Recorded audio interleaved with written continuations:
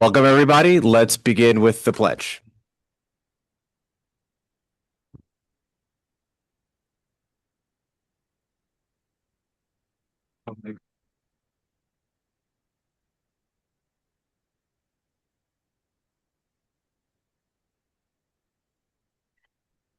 Trustee Fitchi, Trustee White, Trustee Yost, Deputy Mayor Lopez. Here.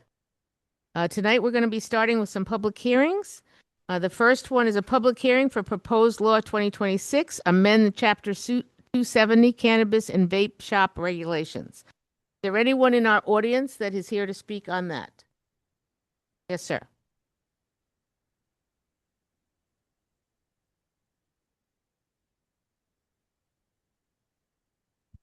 Please give your name and address. Good evening, everyone, members of the board. My name is Carlos Corella. I'm owner of Green Panacea.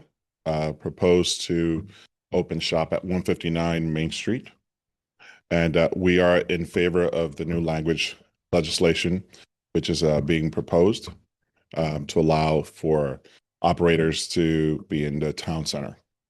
And we still want to move forward with presenting our hardship variance of the next hearing, as we understand that the moratorium is still in place.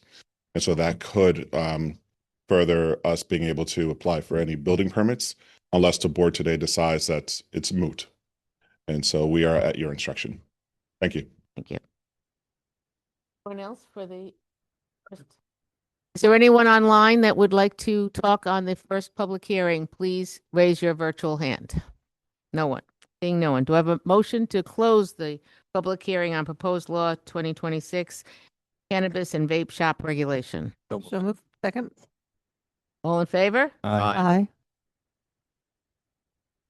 Okay, to a public hearing to consider the application of Grand Ponte Ventures LLC, DBA Green Panacea. Let's not make it too different. 159 Main Street, Ossining, New York, for a hardship exemption for the cannabis dispensary moratorium. Is there anyone here to speak on that?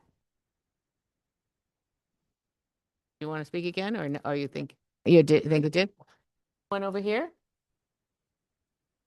Do I have a motion to close the public hearing? So moved. Second. All in favor? Aye. A public hearing to consider the proposed honorary street naming at the corner of South Highland Avenue and Croton Avenue in memory of Charlemagne Powell pursuant with the village's honorary street naming policy. Is there anyone that wishes to speak on that? Is there anyone online that wishes to speak? Yes? Okay.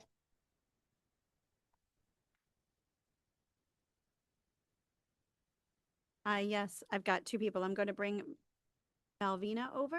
If you can turn your camera on and introduce yourself. Takes just a moment. Oh, she declined. Okay, so Malvina. Right again. Okay, Malvina, you can speak. Yes, can you hear me? Yes, thank you. Okay. I am the cousin of Charmaine Powell. To the Honorable Mayor and the board.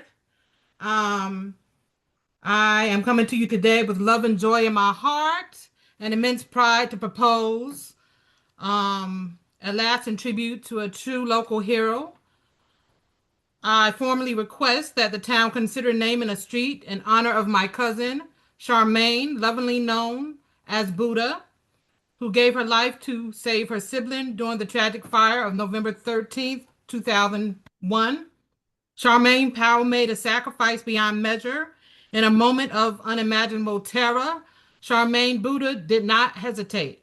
While others might have succumbed to fear, she chose bravery. She went back into the burning house, not for herself, but to ensure her sibling would have a future.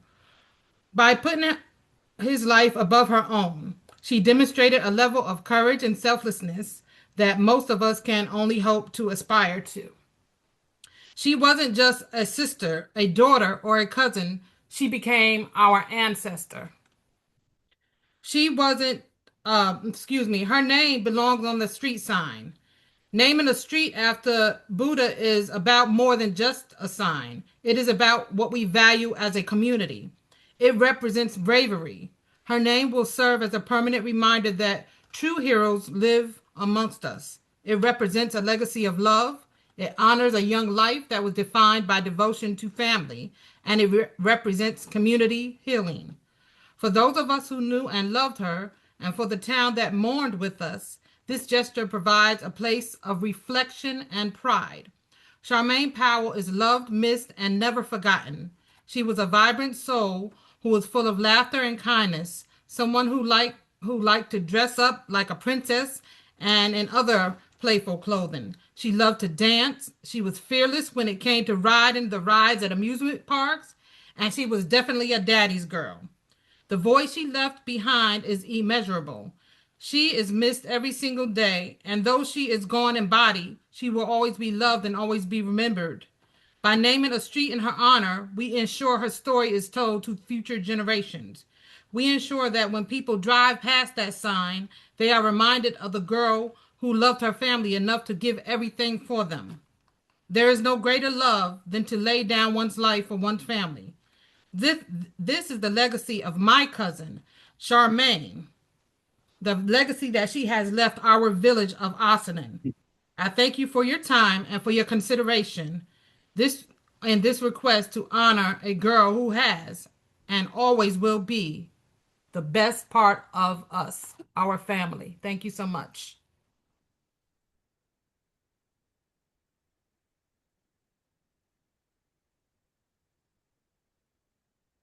Wow. Is there any, is there anyone else?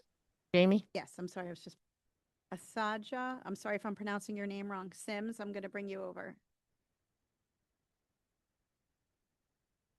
If you can unmute here, that would Can you be hear helpful. me? Yes.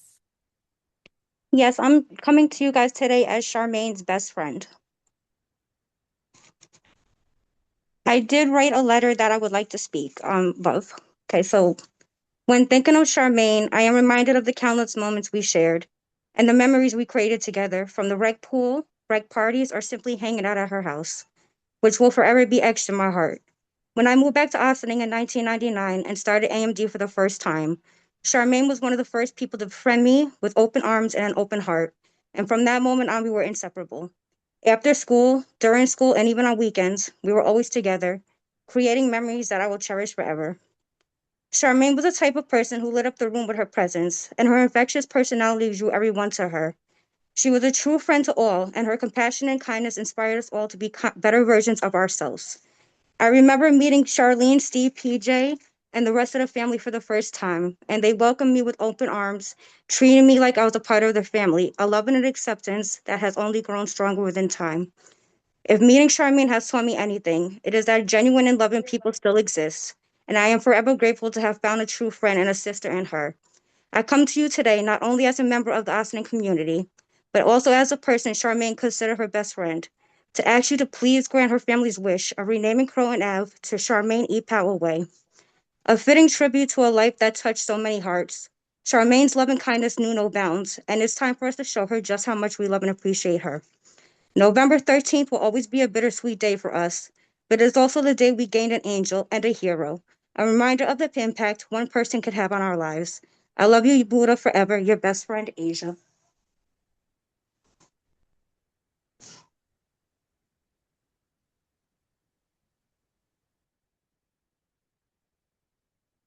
Is there anyone else? If if I may. Yes, sir. So when this was first brought up, the mayor leaned over and said, "Did I want to say something?" And what happened was, it just stirred up too many emotions for me at the time because I was there. I was at the fire. Um, I couldn't say it any better than these two people just did. Very brave young girl to go back there and do what she did.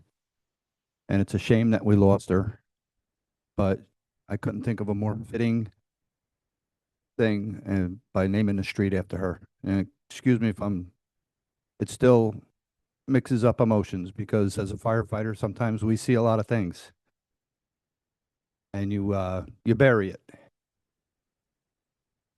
So when this came back up, it's been what, 3, 4 weeks now since this came up. Took me that long to open up and say something, but I'm sorry for their loss. Very young, brave girl. And again, I couldn't think of anything more fitting than naming the street after her. And I am 110% in favor.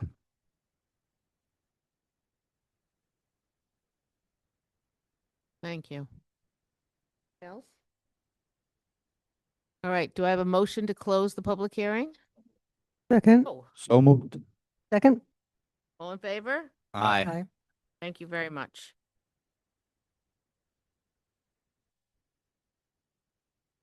Okay, mayor and trustee announcements.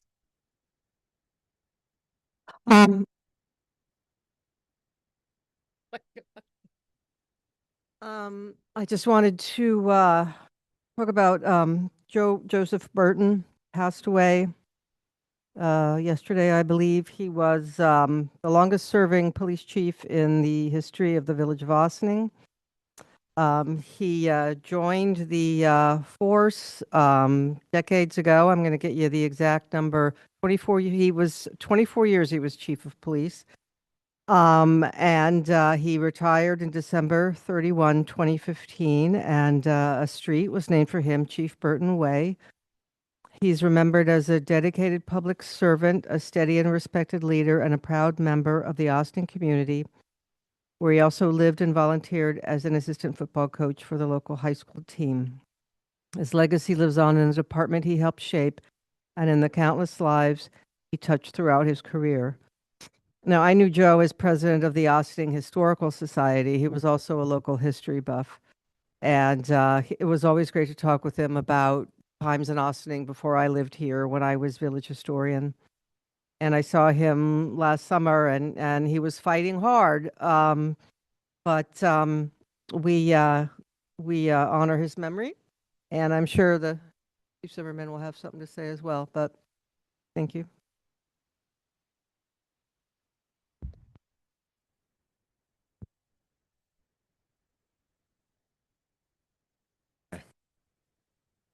Madam Clerk? Okay, we're going to do it now or? we just want it? No, there are no more announcements. Yeah. We're gonna move one resolution. Yeah, Deputy Mayor, I just want to make a request that we can move the resolution for the naming, the street naming up now, since we have so many guests here tonight. Of course. With that, are they here? Yeah, Diana, did Diana Lemon just come in? I know she's coming with her brother. yes. Um, You want to wait till they're here? Why don't we do the presentation? We'll do the village manager. We'll do it as when the people get here. We can do some announcements, the administrative reports, then hopefully when Diana gets here, we'll do the resolution, and then we'll go forward with the presentation we have for tonight. okay, thank you. Thank you. Thank you for taking my job. Okay, Karen Dettori, village manager Karen Dettori.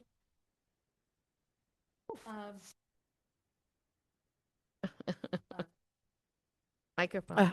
Only a few short comments tonight. So, as you know, we're building a parking structure in Ossining, now officially called the Aqueduct Hub, and that's in the Brandreth lot. The precast pieces that will comprise that lot, that parking structure, will be delivered now. We anticipate the second week in May. We will make sure everybody knows well in advance once we have a date committed. That would be about 2 weeks in advance. As soon as we have that committed, our e-bikes are out as of this week, so please grab one and ride around. Great way to get exercise and tour our hilly village. And I also want to mention a project that we don't usually see that much because it is in the town of Ossining in Crotonville, but the water treatment plant, which is by far the village's largest project, is about 60% complete. And that project right now is moving along on time and on budget, knock wood. And at some point, we urge the board to schedule a visit there to see the progress that's being made. And that is my comments for tonight.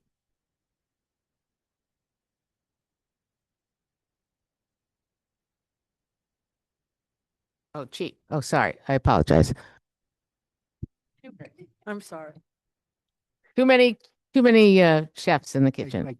Okay. Tinkers to Evers to Chance. Yeah. Feel like I'm back in a. Okay. Corporation Counsel, Stuart Kahan. Thank you, Sue. Nothing tonight, just to advise, we did have another parking calendar this week. It went very well. One thing I would ask for those folks who do come to the window with issues relating to their parking tickets, particularly if it is with regard to overnight parking and they argue that they have a permit, it is helpful if you provide a copy of the permit, but it's also helpful if you show the permit actually on your car. If you just send me a copy of the permit itself, I may or may not be in a good mood. So but if you show it to me on the car, it's much likely to be dealt with. So again, it was a good night. We had a lot of people come in. Parking calendar took till about 8:30, but we had some folks with multiple tickets. So one guy came in with, I think, about 45, dating back to 2022. But we were able to take care of it. And thanks to those folks who do that. Thank you to the court clerks, court officers and police officers who were all there that night. So we managed to get through that calendar pretty quickly with all concerned. Thanks again. Police Chief Aaron Zimmerman. Good evening.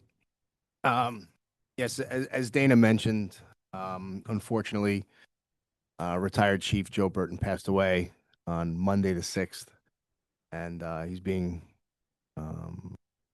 there's a viewing tomorrow at Dorsey Funeral Home, 4 to 8 p.m. and a funeral mass at St. Augustine's on Friday at 10 a.m. Yeah, Chief Burton was a 48-year veteran of this police department, which is, almost half a century in law enforcement, which is an incredible feat. 24, half of those as the chief. He's the longest serving chief of the Ossining Police Department in its history. Pretty big deal. And anybody who knew Chief Burton, and I'm looking around this room, I know there's so many faces in here that knew Chief Joe, as he was affectionately known, especially on the sidelines of the Ossining varsity football team, where he was an assistant coach for a long time. And he was there when I was in high school. Fondly remembered for so many things that he did in the community. As Dana mentioned, he was the president of the Historical Society. He was the chairman of OVAC for a long time. He was involved in everything. And here at the police department, he was an instrumental part in getting a lot of things going that we still do today and carry on. One of them being community policing. He started the DARE program here. He was the first one to introduce motorcycles to the department. That unit up and running the way it is today. And really expand, the bicycles that are out. So many things that he touched, and so many careers and lives in town, not only in the police department, but everywhere in the community, that he touched in such a positive way. And if you knew him, he was quiet, he was reserved, very steadfast, and led with that same style. He was a very quiet leader, and don't mistake his quietness for being a pushover, because that he definitely was not. He was a veteran of the United States Army.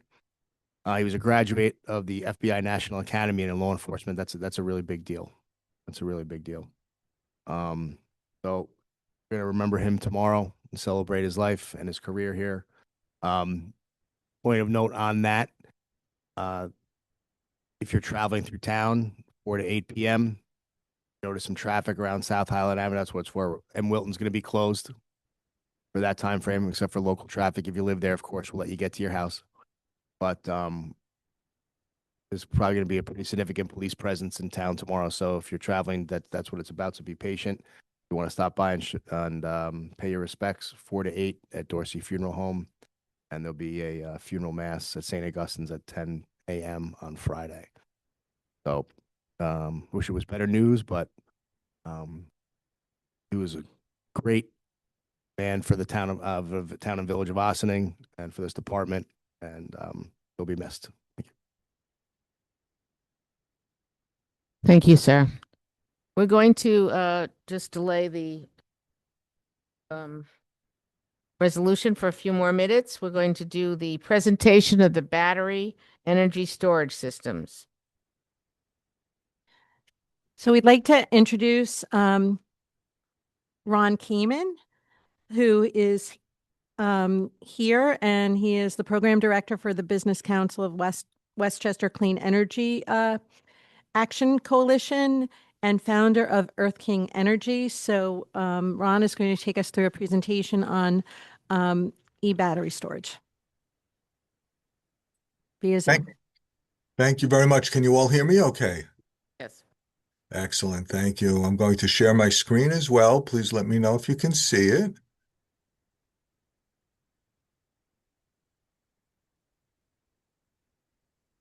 Are you guys able to see it okay?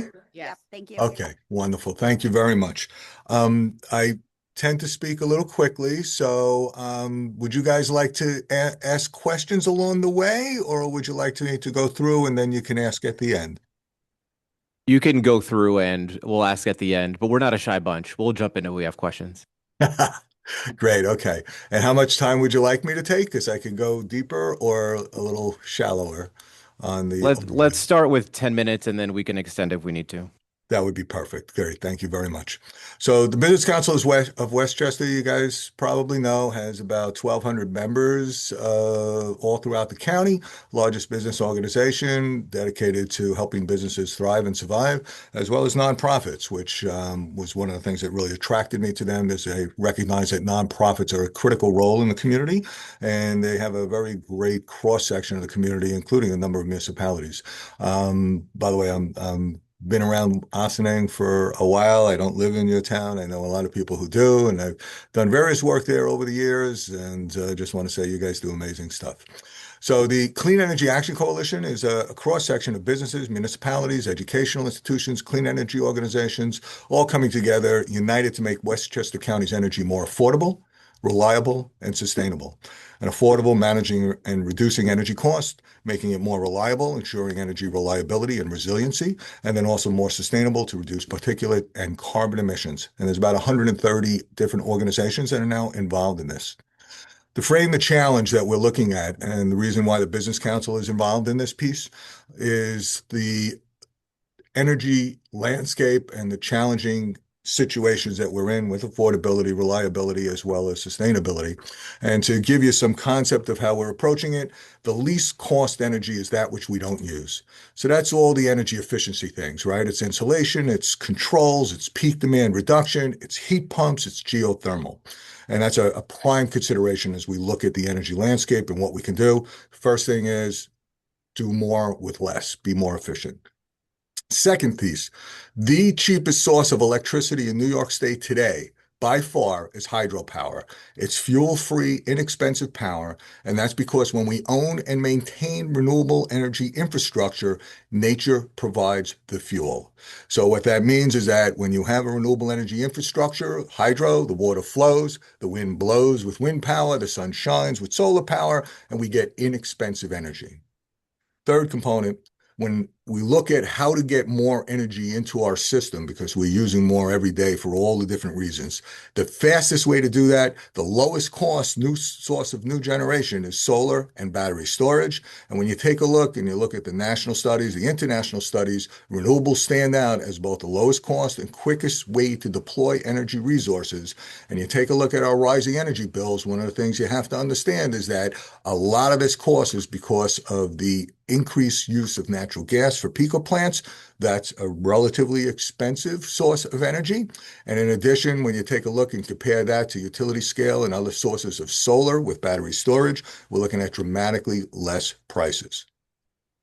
Give you a sense of New York State's electricity and what's driving it. This is a chart, a report that came out from the New York Independent System Operator. They're the ones that maintain and have control of the grid. They make sure that we have enough energy. And they did a study. Why are electricity prices going up so much? And it was very clear. It's tied directly to the price of natural gas. And because we're so dependent on natural gas now, what that means is that as natural gas prices fluctuate, electricity prices do the same, and that's why we're seeing these massive rate increases, is because of the ties to natural gas and to the fossil fuel infrastructure.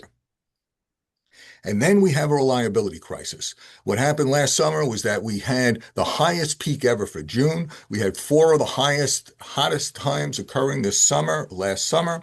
We saw now the independent system operator came out with a report in October saying that, boy, if we are short, if we have more heat waves, and of course we're going to be short 3,000 megawatts worth of power. To give you a sense, Indian Point was 2,000 megawatts worth of power. To give you some sense of scale, we're increasing the amount of energy that we're using. We have increased demand growth, electricity consumption, data centers, etc. And now, right now, we're in a violation period of where we're supposed to be because we don't have enough power to be able to supply when our peaks are hitting. We're not able to get that power in a simple, easy way right now. So we're running short of power. Extreme weather events, of course, are making this situation even worse. We're seeing more extreme weather events for all the reasons that you know.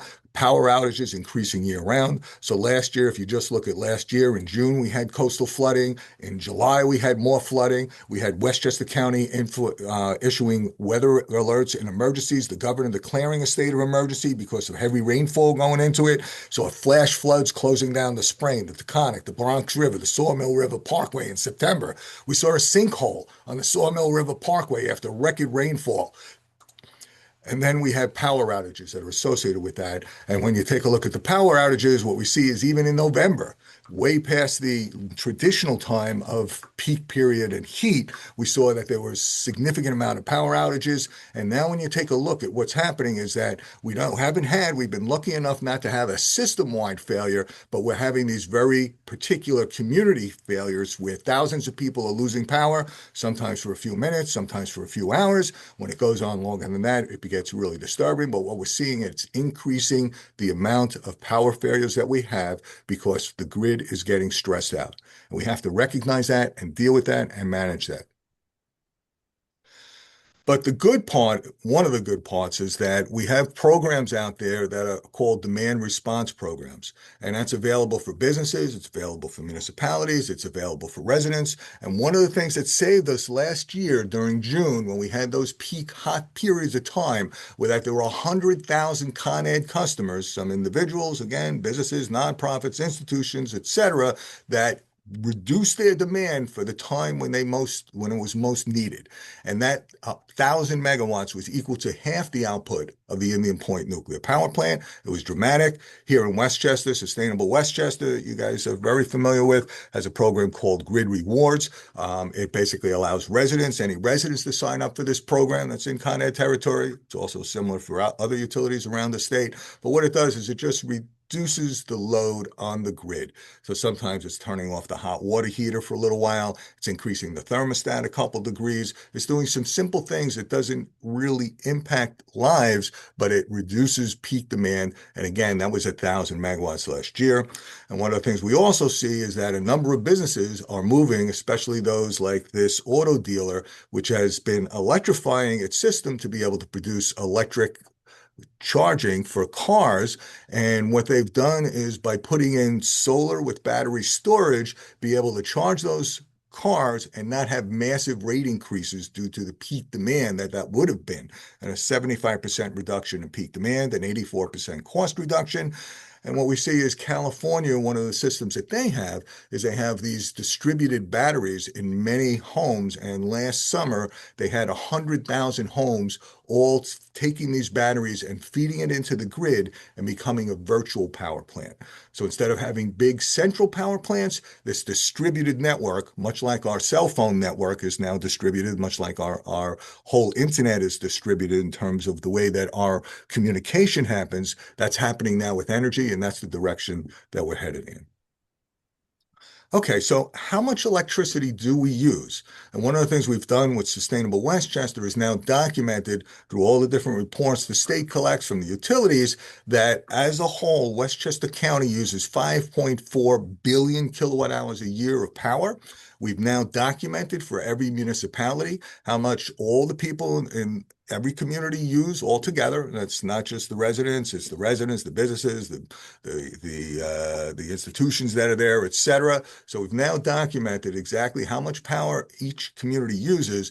And then we took a look and to see, okay, well, how much of that power is being generated locally by solar in particular? And what we found was that we would need to be able to meet that current demand, much less future demand. Current demand, we would need 4,300 megawatts worth of solar. That's the goal. That's where we would be 100% solar powered. We can't do the solar by itself, obviously, at night. We'll talk about that in a minute, but 4,300 megawatts worth of solar. And then we documented that. How much solar do we currently have? We have about 260 megawatts worth of solar power in the county right now. And that's about 5% of our energy usage is coming from local generated sources coming from the sun. We then took a look at Westchester County. As I mentioned, 5.4 billion kilowatt hours a year is what we need. We have about 5% of that coming there. We split it up by acre. We split it up per capita. And then we've taken apart and looked at every community. And I want to applaud you guys because when we take a look at the village of Ossining, I was actually very shocked to find out that your total electricity usage is about 28,000 megawatt hours a year. That's 28 million kilowatt hours a year, everybody combined. And you're already producing nearly 58%, 16,000 megawatt hours worth of energy from the data that we have. So you guys are doing great in terms of putting out solar and developing local resources and making that all happen.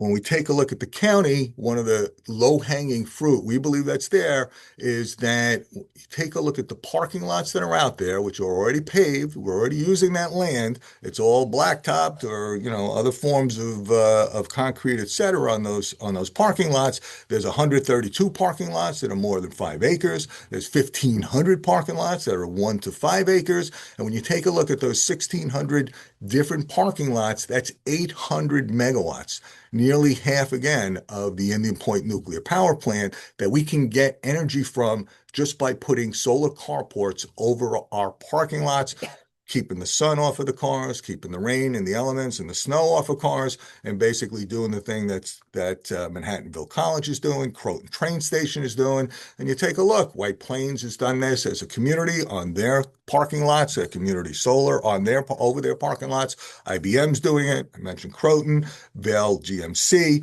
We have other people that are just doing batteries. Regeneron over in Tarrytown, the largest employer in the county, is also doing this. And it's just something that we think is a low-hanging fruit, first wave. Let's do all the parking lots, obviously do all the roofs where we can, but we don't have to take up additional land. We can just do solar carports.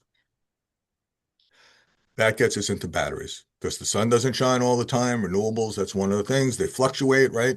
So when we take a look at battery energy storage systems, I don't know if you guys have seen this report from the EPA. It came out last year, and basically what it found was that when you take a look at all the installations of these battery storage systems across the country, there has been an exponential increase in installations and an exponential decrease in failure incidents. The technology has improved. The standards that we have in place, the monitoring standards, how they're designed, how they're monitored, how they then train the firefighters to respond to them, all those things, all the technology improvements have led to an exponential decrease in failure. And when you take a look at that and you compare battery storage to some other technologies that are out there where we're burning gas or we're burning oil, we have gasoline in our cars, we have natural gas in our homes, we have lines under our streets of compressed natural gas powers, what you find is that the failure rate for batteries is about 1 in a million. So it's less than the chance of getting hit by a bolt of lightning, actually. And we'll share these slides, we'll share a whole bunch of information on this stuff. When you take a look and you compare the ability to take energy and deliver it via batteries versus burning fossil fuels, whether gas or oil, how you have to transport the fuels, etc., much less risk in doing battery storage. I don't know if you folks have seen this letter that came out last year after the state had done extensive stuff because of the few battery incidents, and they were clearly concerned, no doubt. They should be concerned. You don't want this stuff going in. There were some really bad actors who are now out of business, and they did poor job on the technology. They did poor job on the monitoring, but that's why the state looked at this and now has come out with a new fire code and fire safety. And these are all firefighters that have come out and said, look, we took a look at this. And when you take a look at the safeguards that we have, the independent engineering review, the continuous 24/7 monitoring, the early detection, the way they're designed, the rigorous testing of all the components, the emergency response plans from the local fire departments, and you have folks all over the state, firefighters who have looked at this in depth and said, okay, we understand this now. We need to train our people on it, but this is a viable and a good technology, and we should not be afraid of it. And I don't know if you had heard that New York City, of course, has the harshest standards of fire safety, but they've now come out and they've been authorizing residential battery energy storage. This was one of the first ones that came out just recently. And basically what we're seeing is that as the technology continues to advance and as we continue to have safety protocols put into place, even New York City, the densest concentration of people that we have anywhere around here, are approving battery storage systems for all the reasons that I mentioned. We have fact sheets on battery storage and just comparing battery storage, and we want to work with and train firefighters on this. We're working with the county and others to be able to bring these messages out. You take a look at how battery fires compared to the oil pipeline fires, to the oil spills, to the refinery institutes, the 125,000 gas leaks that we have every year, to the home heating fires that are out there, the home cooking fires that are out there.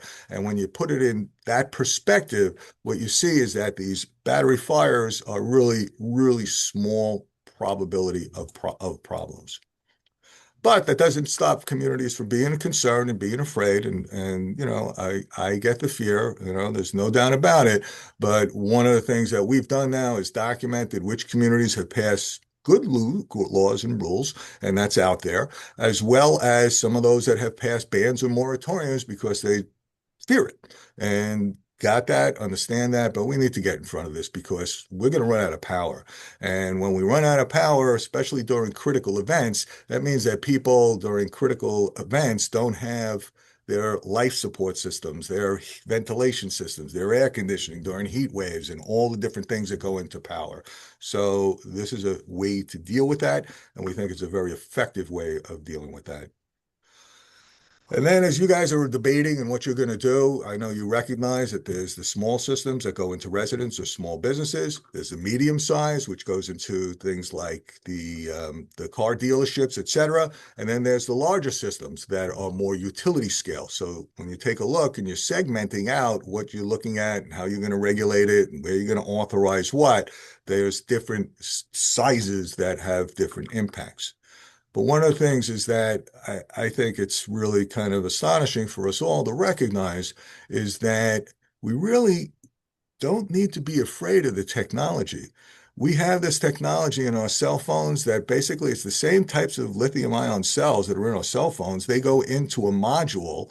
Those modules then go into a rack. The rack then goes into a battery energy storage system. And that battery energy storage system is highly monitored, highly controlled, highly regulated right now, more than all the other batteries that are out there in our electric bikes, et cetera. And when we take a look at lithium ion batteries and the technology that's out there, it's in our cell phones, it's in our watches, it's in our portable phones, it's in our laptops, it's in our remote controls, it's in our power tools, it's in our hearing aids, it's in our key fobs, and it's even in our kids' toys. It's all around us. So as communities are looking at and looking to regulate this, I guess the question is, where do you draw the line? You know, are you going to try to get rid of lithium ion batteries in our kids' toys and our hearing aids and all the things that we support that we need to survive around here? And we think that it's just a question of really dealing with the educational piece of this and understanding technology and understanding the controls. And that's why we're here right now talking with you.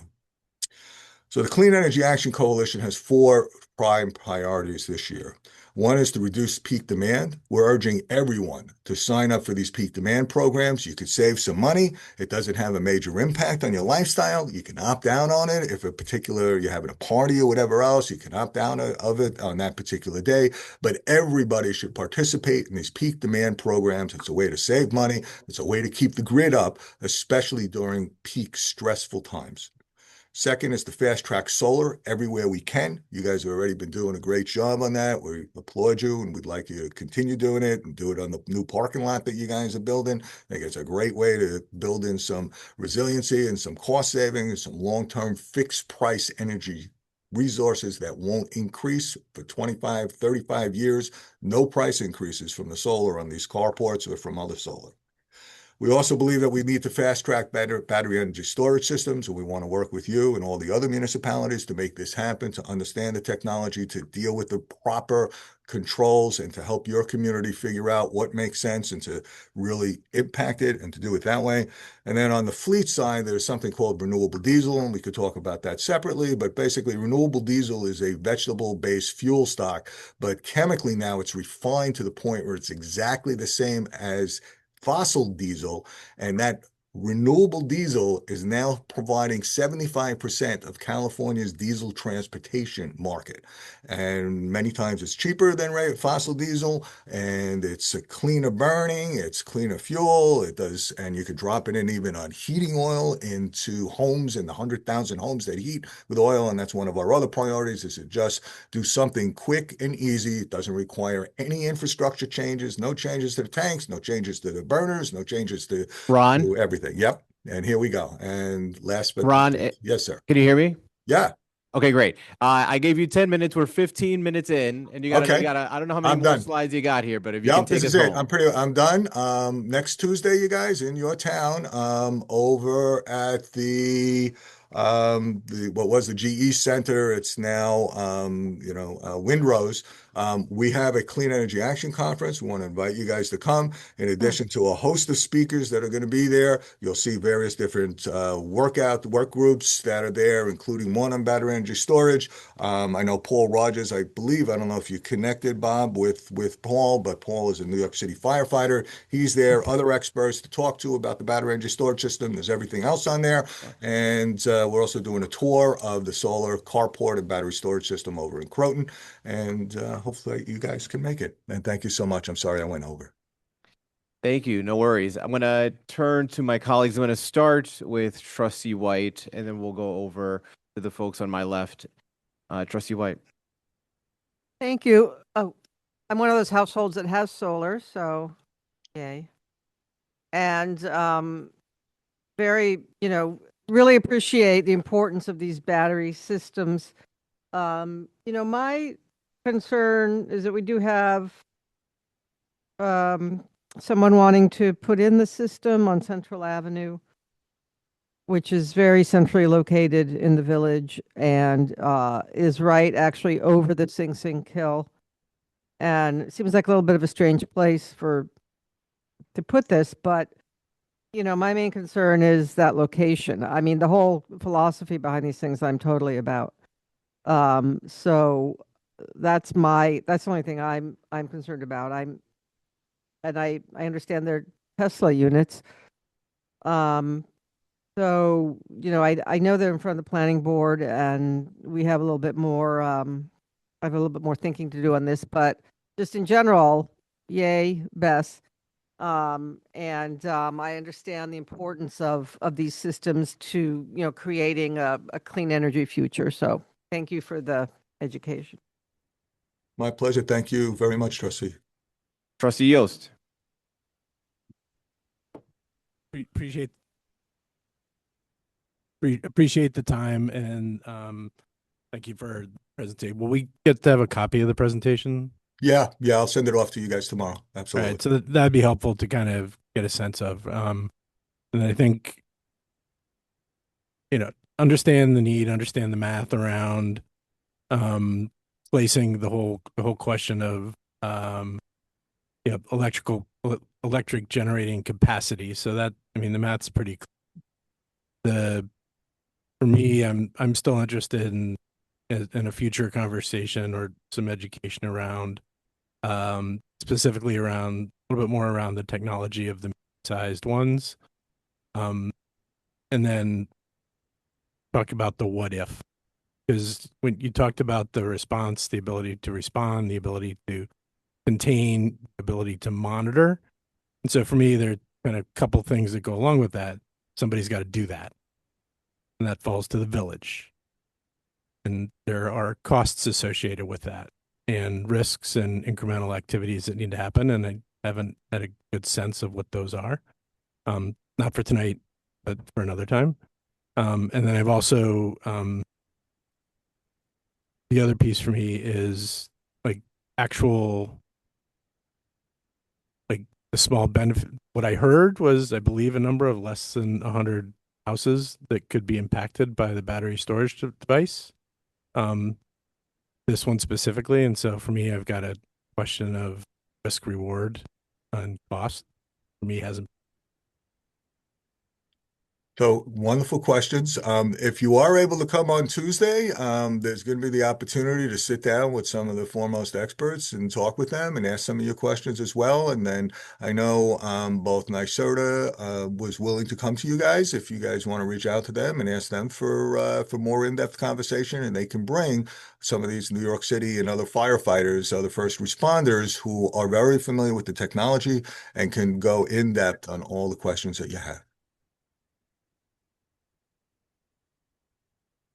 Ron, good evening. Good evening. Yeah, we had a nice talk yesterday. I think you know what I'm looking for as far as more context, more information, more specifics on the build and the design of these things. But Was that with Paul Rogers, Bob? did I talk to you or Paul yesterday? No, you didn't talk to me. I'm not a firefighter. Was Paul, is he No, SRG? no, Was it Paul? Did you talk to no, or someone, another somebody one else. in his firm? Okay, sorry. Anyways, I wasn't there. Sorry. it'll come to me, but I'm looking for a lot more information on this for me to even think of making a decision. So, Okay, if I can fair. make it to that presentation, I'll try. Thank you. Be great. Paul is an excellent resource. He was a New York City hazmat lieutenant, I believe, and his firm is one of the leading experts on this technology and all the different aspects of it. So yeah, if you can make it on Tuesday, it would be great. And if not, then have them come to you. They'll come to you guys and sit down with you and talk with you. So please do. Thank you, Ron. Appreciate it. This I thought was very helpful, very educational.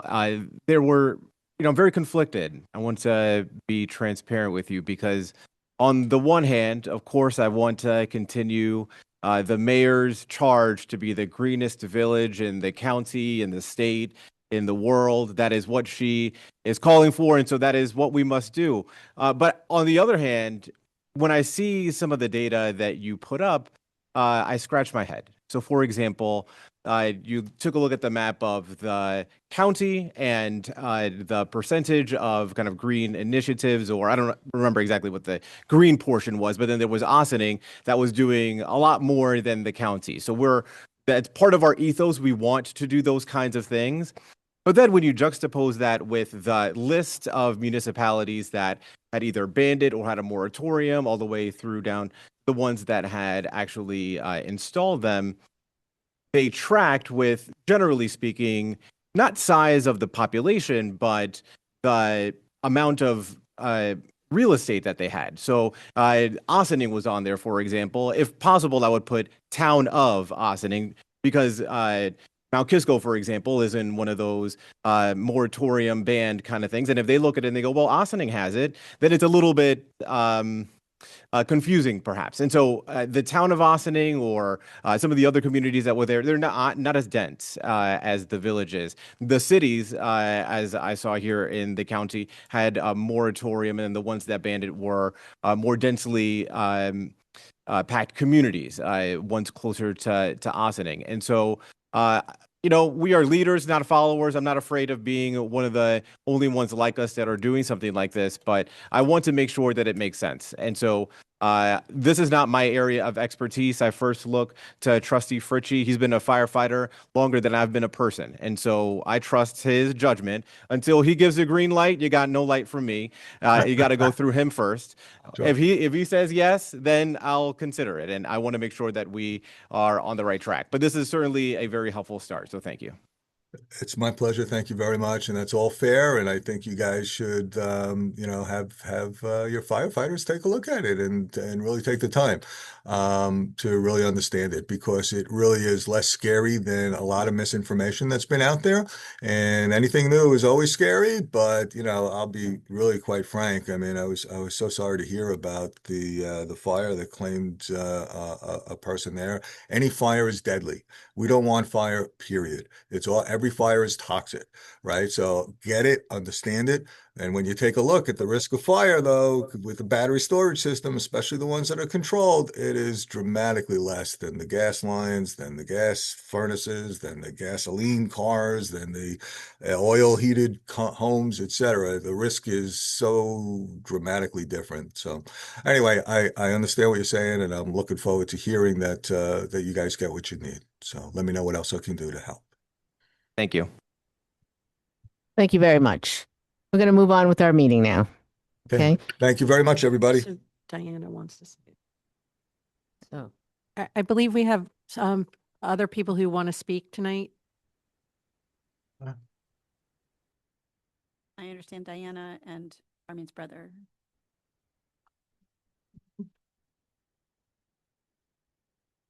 Do we have to do that formula? No. Your name is Steve Powell. you have to bring it a little bit. Oh, okay. Good evening. My name is Steve Powell, and I'm Charmaine's dad. And I just want to talk a little bit about Charmaine. Charmaine, I mean, the first time I laid eyes on Charmaine, she was a real inspiration in my life. She made me want to become a better person. She helped me to change the way I was living. And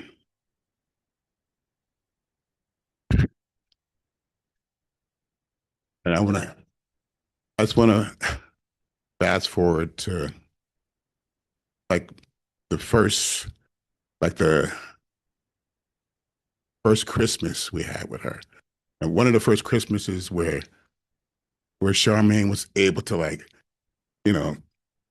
ask for stuff, like go in stores and point to stuff she wanted and see stuff on TV. And, we made an effort to get everything she wanted, her and her brother PJ. And we get up Christmas morning and we get all the toys out and we look up, Charmaine's playing with the boxes. You know what I'm saying? Just having a great time, so for hours, and that's what she was, I remember when she was just old enough to get on like a Ferris wheel, not Ferris wheel, but like a roller coaster. Because after a while, once you reach that height requirement, she was ready. You know what I'm saying? She wanted to get on the most dangerous ride. You know what I'm saying? And that was my riding buddy. You know what I'm saying? PJ, her mother wasn't down with that. And,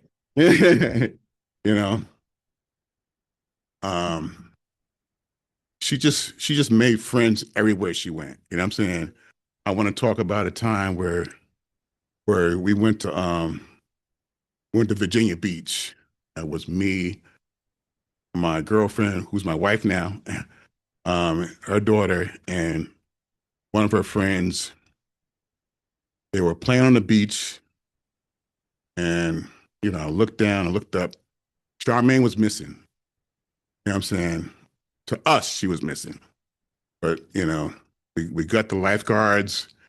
They alerted another lifeguard down at the end of the beach. They said, "We see her. She's fine." Went down there. She had met two other friends, so she was just playing with them. You know what I'm saying? But that's the way she was. It scared me to death, but that's the way she was. Charmaine, she she loved to play dress up. That was her thing. She would wear like, I mean, she would come home and dress into like 3 different outfits before dinner. You know what I'm saying?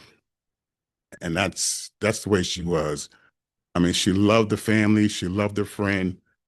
Um, she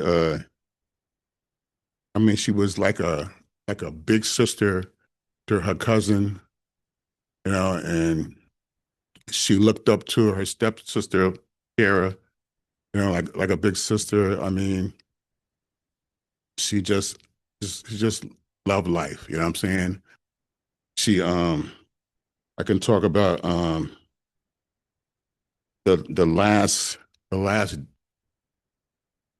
weekend we hung out together. And it was just a normal dad and daughter hangout. We went, actually, it was her friend Asia, and me. We went out to Palisades Mall, you know what I'm saying? Hung out. It was a typical dad and the girls hang out. I took them to a scary movie. I thought they would like it. You know what I'm saying? They looked at me like each other like they was crazy, like, let's get out of here.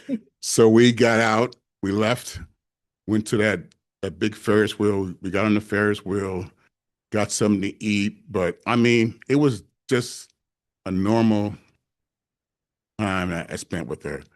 You know,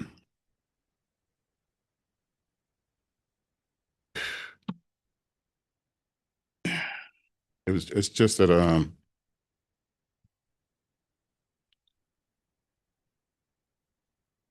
I think this is a great thing we're doing and honoring my daughter. I feel like a proud papa. You know what I'm saying? That you guys are doing this, and I just want to thank everybody for coming. I apologize for being late, but I just want to thank everybody for coming out and thank you for this opportunity to share.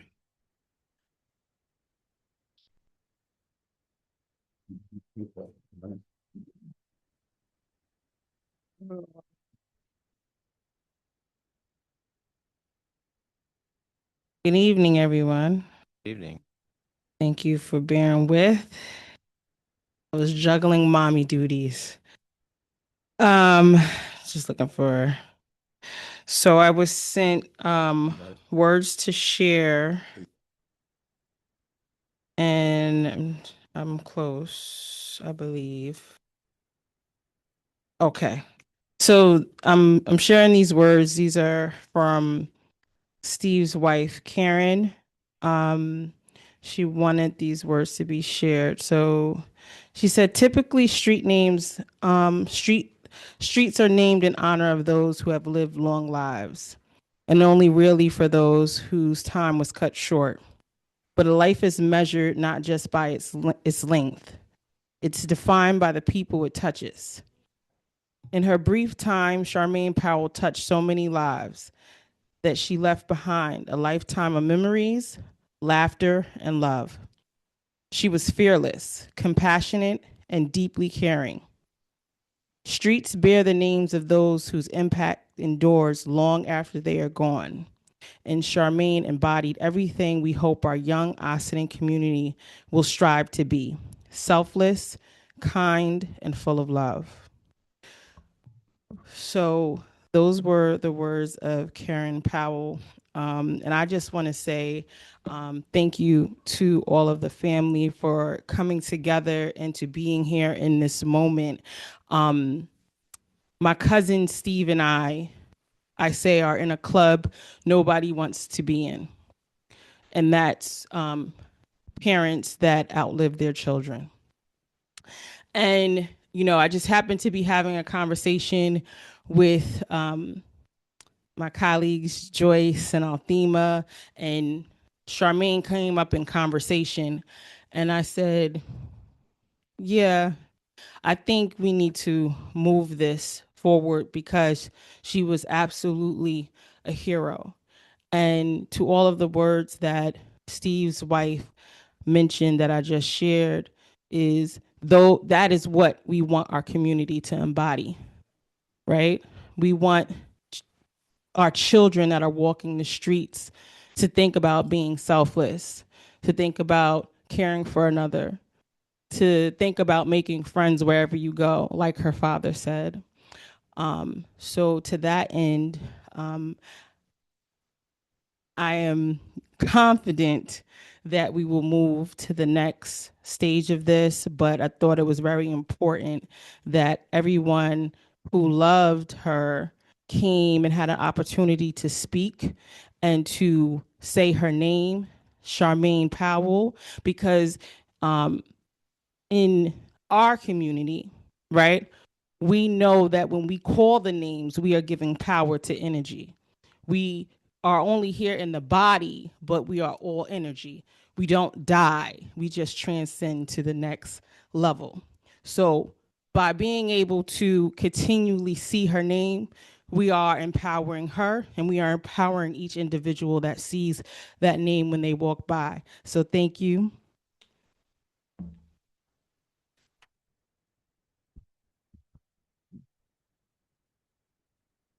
Okay, thank you. Thank you all for coming tonight, too. Resolution, approval of honorary naming of the corner of Croton Avenue and North Highland Avenue, Route 9, for Charmaine Powell Way. Whereas the purpose of an honorary street naming policy approved by the Village of Ossining Board of Trustees is to honor current and former residents of the village who have made contributions to the village through accomplishments during the honoree's lifetime.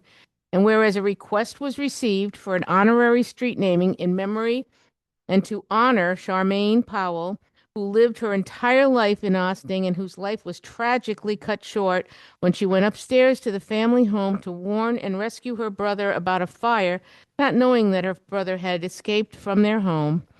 And whereas on March 18th, 2026, Village historian Joyce Chirac Cole provided the Board of Trustees her report on the honorary street naming request, which included a summary of Charmaine Powell's life and her family's long-standing ties in the Ossining community.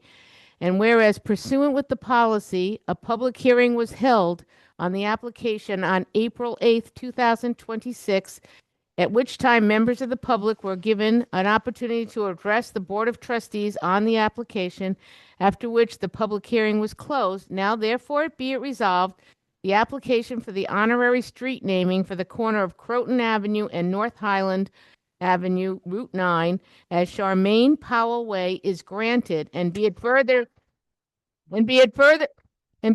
resolved that the appropriate signage will be located at the aforementioned corner.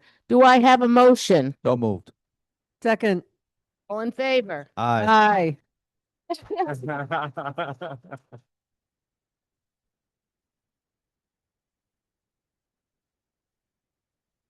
Excellent. And thank you all for coming. Now we're going to get to the nitty-gritty part, so you're welcome to stay.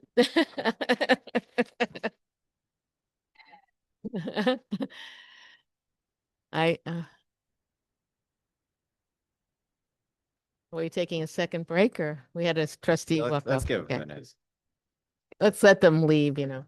Yeah.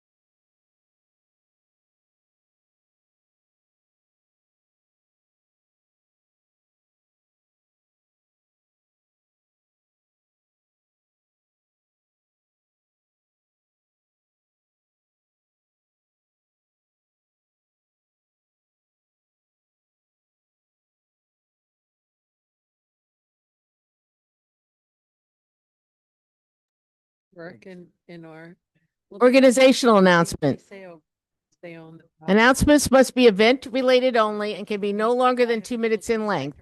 Is there anyone online that wishes to have an organizational announcement? All right, moving on to public comment on agenda items. Visitors are accorded a 4-minute opportunity to address the board on any of the resolutions on the agenda. Is there anyone online that wishes to address any resolutions on the agenda? Yes? All right. I'm gonna bring Nick Tier over. Nick, you're here. You can Can you hear me? Yep. Yes, Hi. we can hear you. Okay, great. Thanks.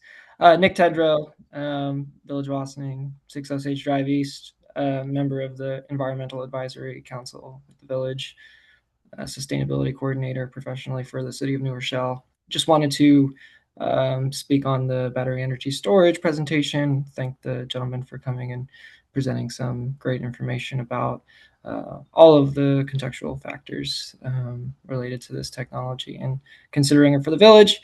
And just, comment my 2 cents on, the echoing the importance of the technology itself.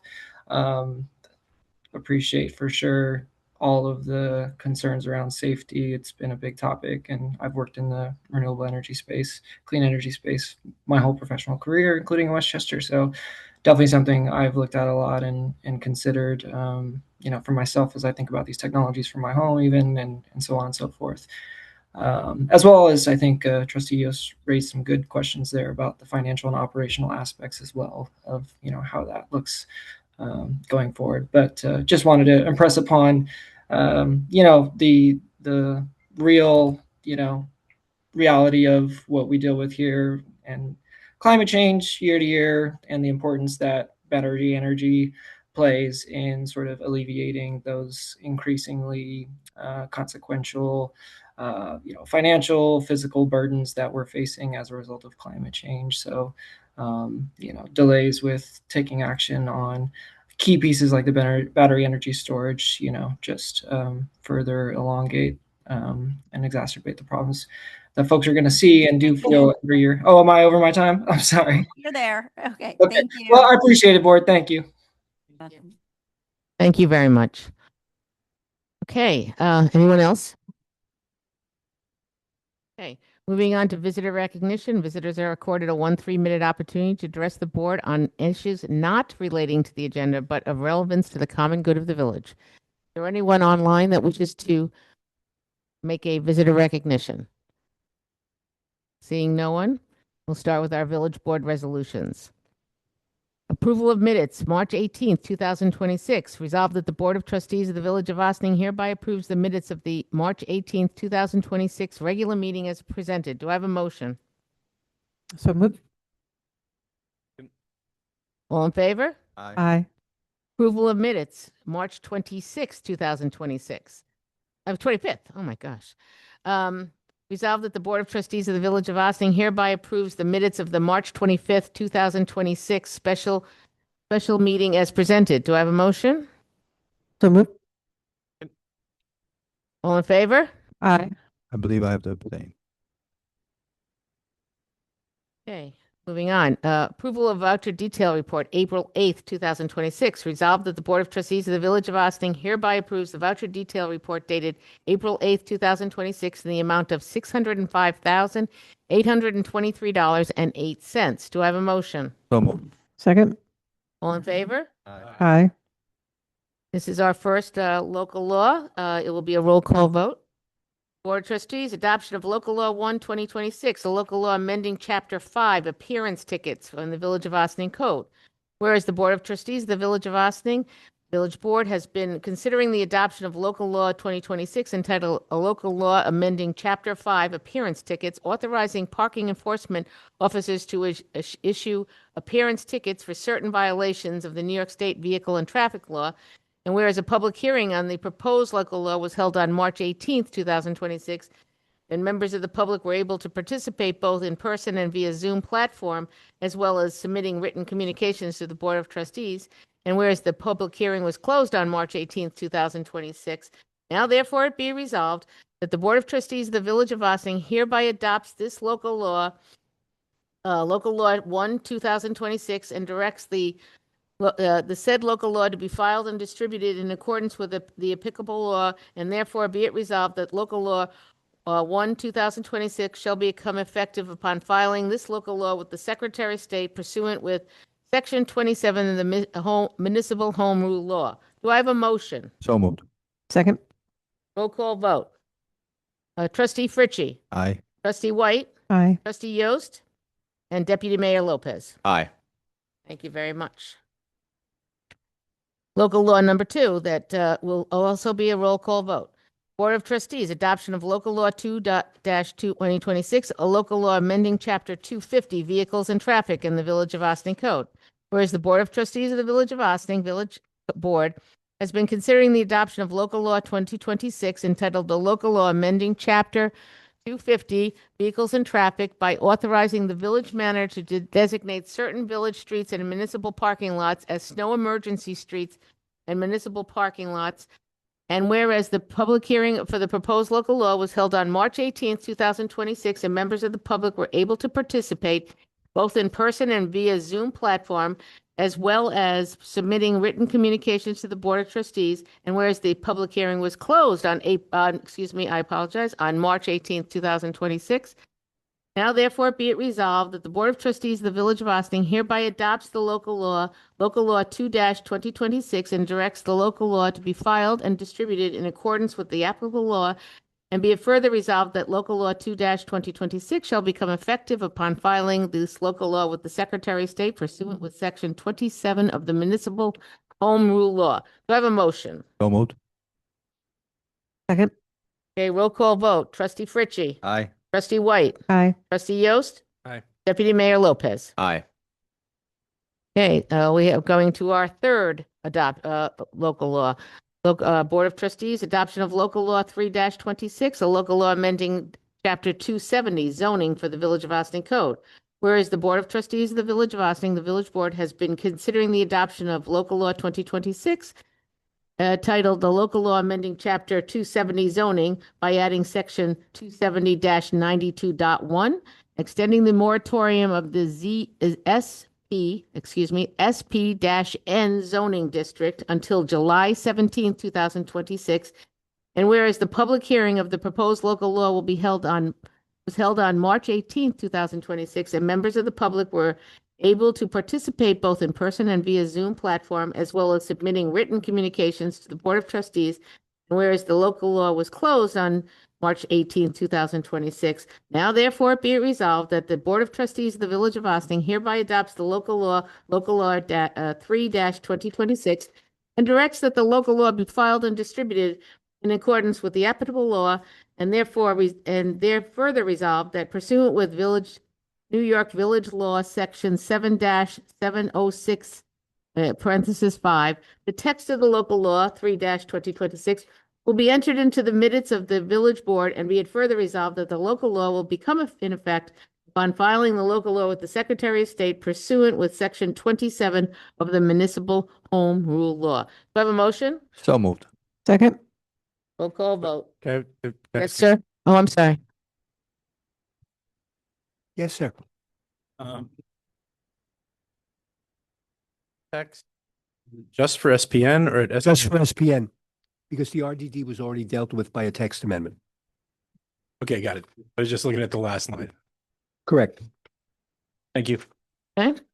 Roll call vote. Trustee Fritchie. Aye. Trustee White. Aye. Trustee Yost. Aye. And Deputy Mayor Lopez. Aye. Okay. We have a motion to table. Tabling resolution G, so the clerk will entertain a motion for that. Sorry, we're going to be tabling resolution G. The clerk will entertain a motion for that. I would like to get a motion to table Resolution G, adoption of local law 4-2026, a local law amending chapter 270 zoning in the Village of Ossining Code. Do I have a motion? So moved. Second. All in favor? Aye.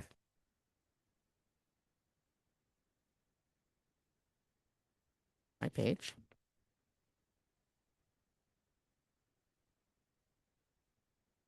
Okay, Board of Trustees, appointments to the Board of Ethics. Resolved that Nicole Varisco. is reappointed, I know Nicole, is reappointed to the Board of Ethics for a term expiring December 31st, 2028, and be it further resolved that Daniel V. Reamer is appointed to the Board of Ethics with a term expiring December 31st, 2028. Do I have a motion? So moved. Second. All in favor? Aye. Aye. 2028 sounds so far away, but it's around the corner. We did our naming of our streets. So we'll move on to J.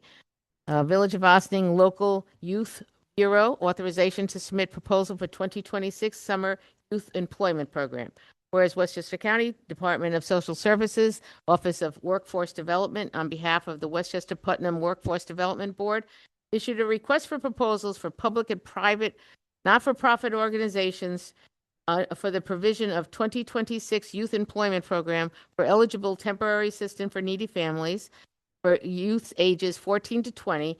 And whereas anticipated contract period is May 1st, 2026 to September 30th, 2026.